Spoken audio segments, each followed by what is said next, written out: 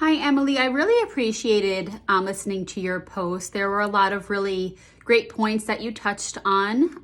One of the first things that you mentioned in your video was that we are created in the image of God.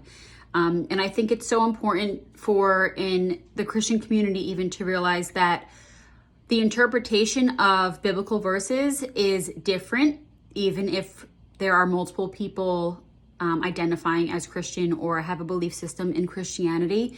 And I think that it's important to just think about the perception that all of us come from. It's important to not push our beliefs and, impose anything onto our future clients. But it is interesting that even with a Christian worldview, perception is different for all of us. So for myself, that we are made in the image of God. You mentioned that Jesus healed the sick and the blind. And I do think that to some extent, because we have God's spirit in us and we were made in the image of him, we also have the ability to heal ourselves. So that definitely aligns with what you were saying with more of a holistic viewpoint.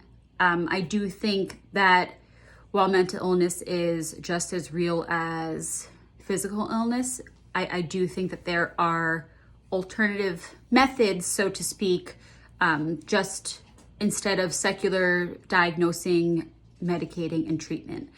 So it was really interesting to hear you kind of touch on all three of those points in your video. You also spoke about the secular view and having a stigma.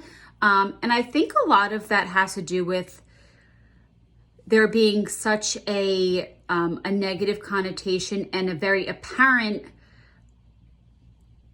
thing in our society that causes mental illness to be separate from what's categorized as normal. So we have mental health institutions, we have mental health counseling, we have psychiatric wards, we have entire buildings where patients historically have been, not treated the best because of their mental health condition. So there is a valid history and awful negative human experiences within the mental health field. So I think that over time, it's up to us to change that stigma and really integrate the whole person instead of separating the mind from other sorts of illnesses. So I really appreciated listening to your thoughts on this. And I think you have a lot of great points. You even brought up just even the spiritual aspect, not necessarily a Christian aspect, but,